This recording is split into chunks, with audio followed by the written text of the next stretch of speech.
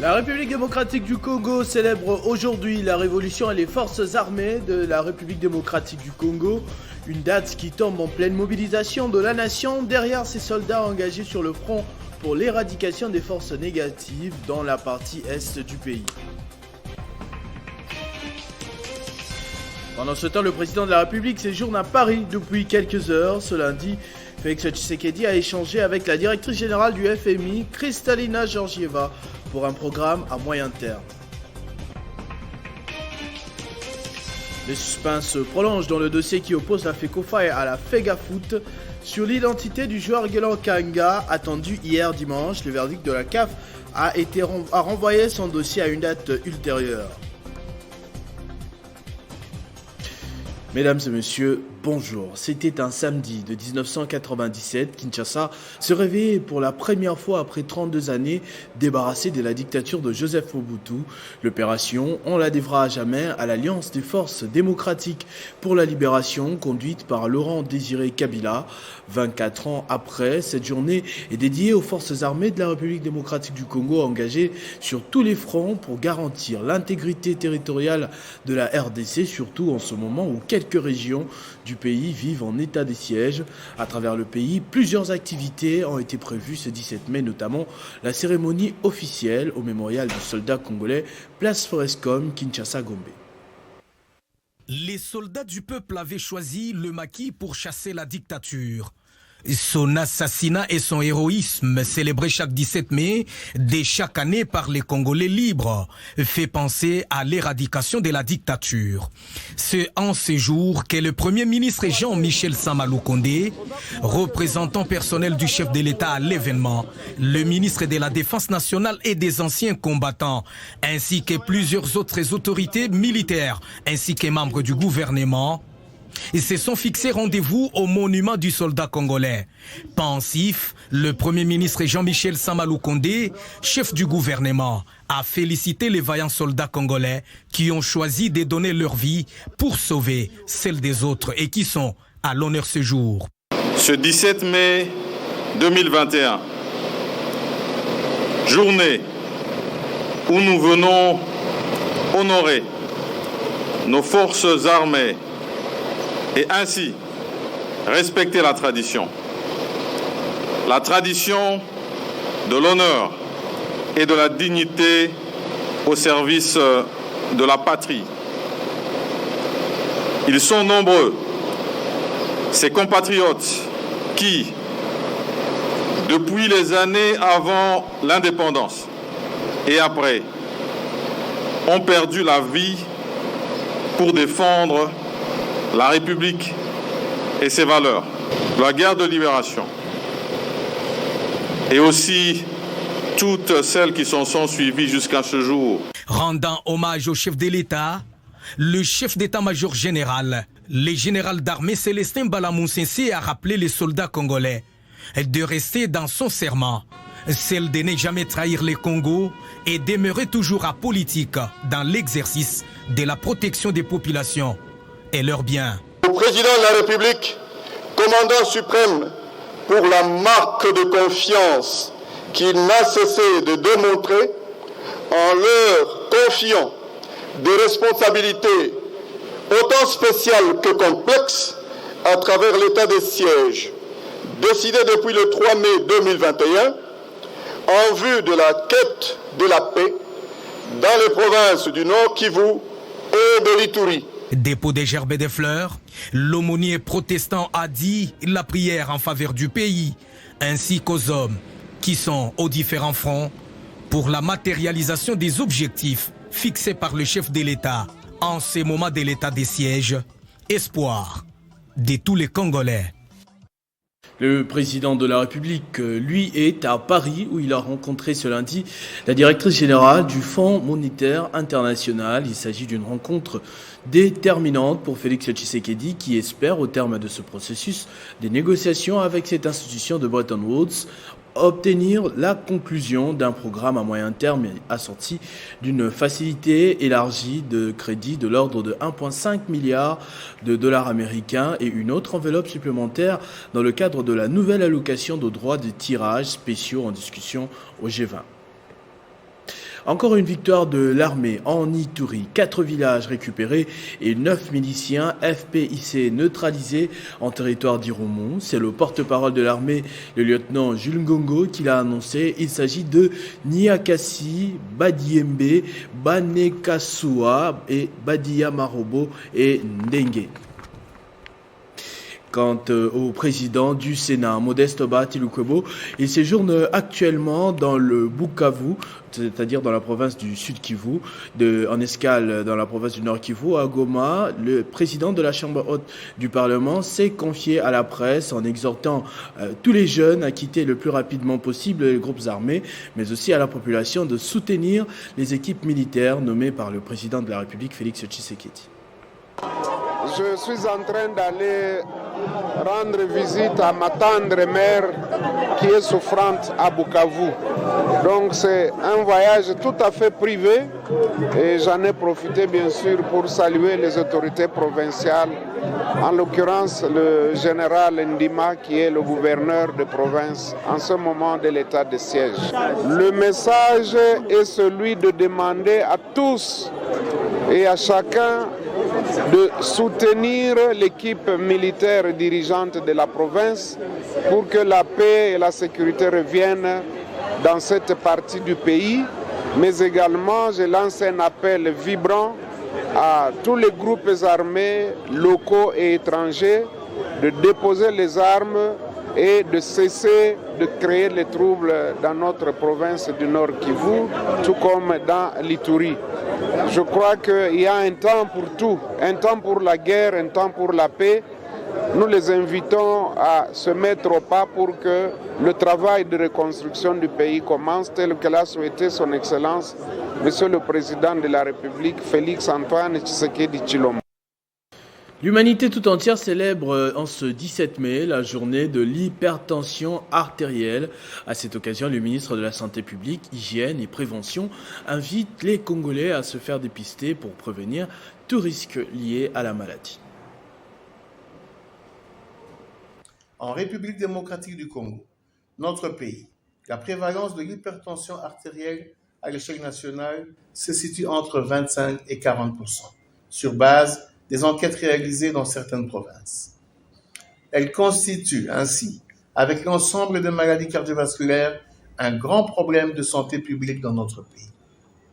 Les statistiques hospitalières collectées par le Programme national de lutte contre les maladies cardiovasculaires couvrant les 10 dernières années dans la ville-province de Kinshasa indiquent que les complications de l'hypertension artérielle, représentées essentiellement par l'accident vasculaire cérébral, l'insuffisance cardiaque, constituent la première cause de mortalité chez l'adulte dans notre pays. Ceci est d'autant plus inquiétant, car ces décès concernent dans notre pays, contrairement aux pays occidentaux, la tranche d'âge économiquement active. Face à cette tragédie silencieuse, et en attendant que notre pays se dote de moyens nécessaires pour la prise en charge efficace de ces maladies, la prévention demeure le meilleur moyen de se prémunir de celle-ci. Cette prévention consiste en l'adoption d'un mode de vie sain dans le vécu quotidien de chacun d'entre nous. Il s'agit en l'occurrence de pratiquer une activité physique régulière, de manger moins salé, moins sucré et moins gras, de modérer la consommation d'alcool et de s'abstenir de fumer.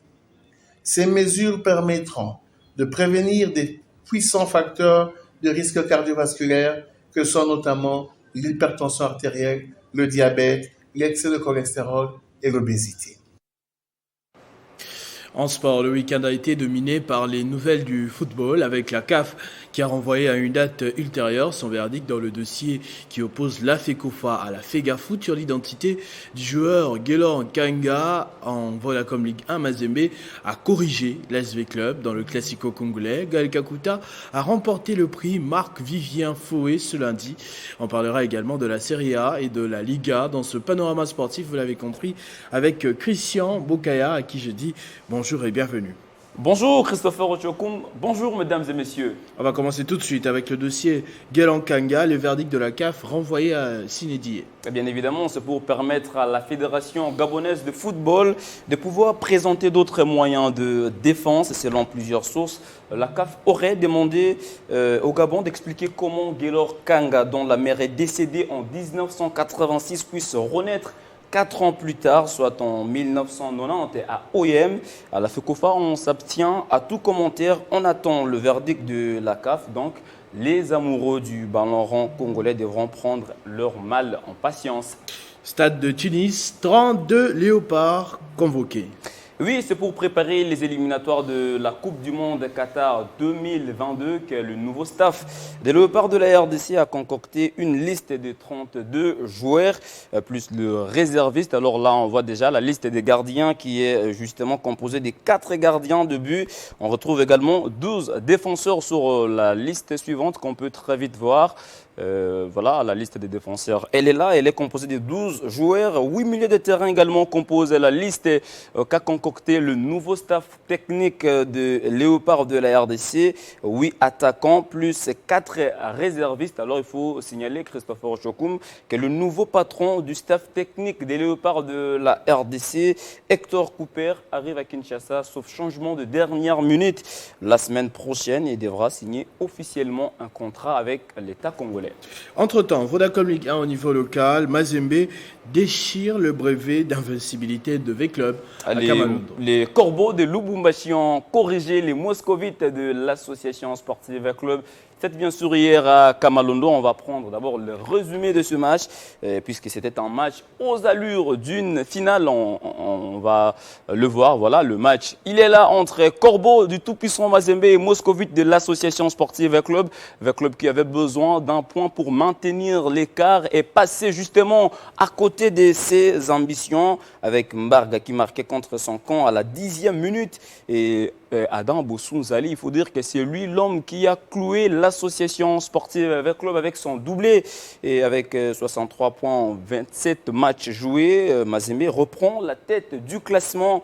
V-Club rétrograde à la 2e position avec 61 points en 26 matchs joués. Alors justement, le tableau qu'on nous propose brosse les résultats de toutes les rencontres jouées hier. Maniema Union peut toujours espérer au titre après sa victoire d'hier face à Rangers, 2-0. DCMP a trébuché face à Simba, c'était bien sûr à Kolwezi, dans la même ville. La formation de Lupopo s'est débarrassée du FC Blessing. Compétition interclub de la CAF, Raja et Orlando se neutralisent en quart. Ben Malangongita et Fabrice Ngoma Luamba, tous deux joueurs du Raja Club, devront chercher la qualification, soit confirmer leur qualification lors de la manche retour après avoir accroché la formation sud-africaine de Orlando Pirates sur le score d'un but partout en Ligue des Champions. On voit sur ce tableau la formation d'Al Khali a pris une option sérieuse pour les demi-finales en venant à bout de Mamelodi Sundowns d'Afrique du Sud sur le score de 2-0. Et vous avez là tous les résultats des matchs de la Ligue des Champions joués bien sûr le week-end. Et on va parler actuellement de ce prix Vivien Foué c'est Gaël Kakuta qui a été primé cette année. Bien évidemment, Christopher Ochokoum, auteur d'une belle saison ponctuée de 11 buts et 5 passes décisives en 34 matchs joués au niveau de la Ligue 1 française avec Lens. Gaël Kakuta a remporté cette distinction attribuée par la RFI et la France 24. Gaël Kakuta a devancé l'attaquant de Montpellier, Andy Delors, et les Zimbabwéens Tino Kadewere de Lyon à l'issue du vote effectué par un jury composé de 81 journalistes. Alors il faut signaler que le prix Marc-Vivienne Foué récompense le meilleur joueur africain du championnat de France. On se sépare avec la Liga, avec Atlético Madrid qui est bien parti pour gagner le titre à la veille de la dernière journée. Bien évidemment, Christopher Ochokoum, les Colchoneros de l'Atlético Madrid ont fait ses géants pas grâce à leur victoire d'hier face à Osasuna, menée de la 75e minute. L'Atlético Madrid a égalisé à la 82e minute de la partie par l'entremise de Renan Lodi avant de voir Luis Suarez corser la mise égalisé à la 88e minute de jeu avec 83 points. L'Atlético Madrid est pratiquement dans les eaux paisibles et devra bien négocier son dernier match face à Valladolid pour gagner la Liga cette saison, puisque le Real Madrid est deuxième avec 81 points. Le Barça dit au revoir à la Liga après sa défaite. Vous le voyez justement sur ce tableau face à la formation de Celta Vigo, alors que dans l'autre match, là on va parler justement de la Serie A dans l'autre tableau, voilà, avec la Juve qui devra se battre jusqu'à la dernière énergie pour essayer de décrocher son billet pour la Ligue des Champions la saison prochaine, puisqu'il faut signaler que la Juve est 5e au classement avec 75 points. Merci beaucoup Christian Bokaya pour tous ces titres. C'est moi qui vous remercie, Christopher Ochokoum. Ce journal est terminé, je vous en rappelle tout de suite les principaux titres. La République démocratique du Congo célèbre aujourd'hui la révolution et les forces armées de la République, une date qui tombe en pleine mobilisation de la nation derrière ces soldats engagés sur le front pour l'éradication de forces négatives dans l'est du pays. Pendant ce temps, Félix Tshisekedi séjourne à Paris depuis quelques heures. Ce lundi, le président de la République a échangé avec la directrice générale du FMI, Kristalina Georgieva, pour un programme à moyen terme. Les suspens se prolongent dans le dossier qui oppose la FECOFA à la FEGAFOOT sur l'identité du joueur Guélan Kanga attendu hier dimanche. Le verdict a été renvoyé, son dossier, à une date ultérieure, question de permettre au Gabon de présenter d'autres moyens de défense. Ne nous quittez pas, la revue de presse, c'est dans un instant.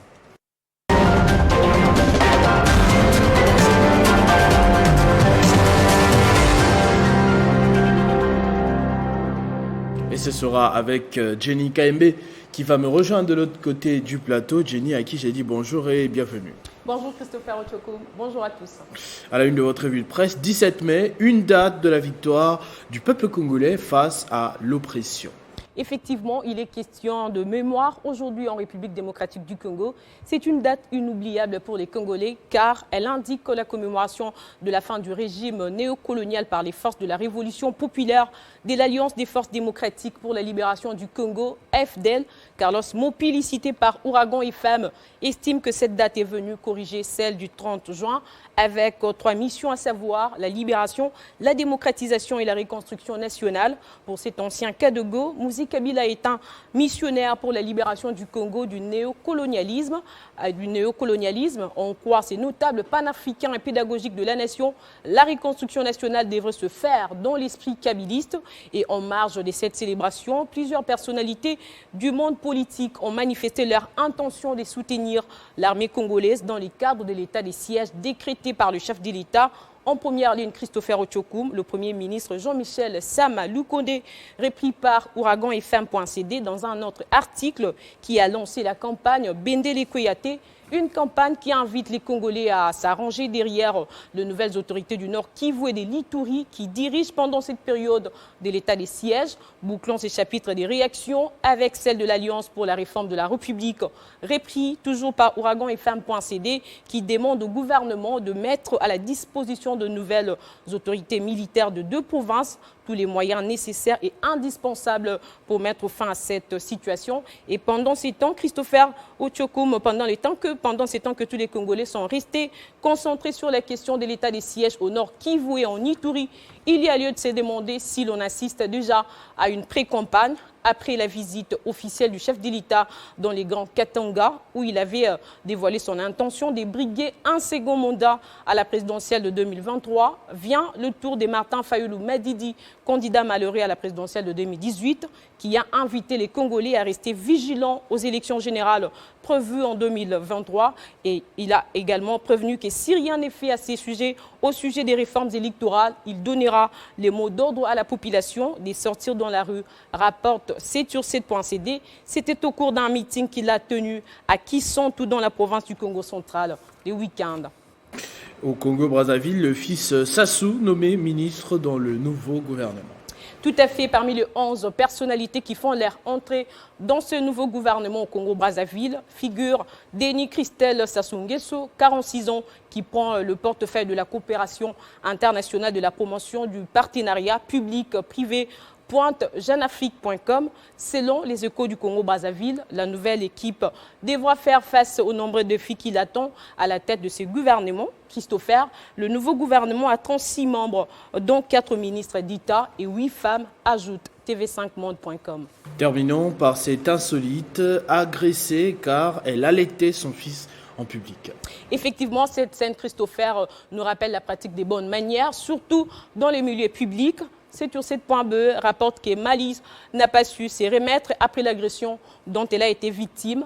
Alors que la jeune maman attendait son tour dans un point relais de Bordeaux, les petits qui dormaient se réveillent en réclamant le sein. Voulant guider son enfant sur sa poitrine pour l'allaiter, le geste semblait déranger une autre cliente. Celle-ci se met à lui hurler dessus, puis la gifler. On croit que cette dame aurait pris part sur cette.be. La jeune maman devrait préparer un autre repas pour servir son enfant en public, en lieu et place de lui donner du lait maternel. Merci beaucoup Jenny Kaembe pour tous ces titres. À tous et à toutes également, merci de votre attention soutenue. Restez fidèles au programme de votre chaîne Télé 50. Vivez heureux, vivez 100 ans.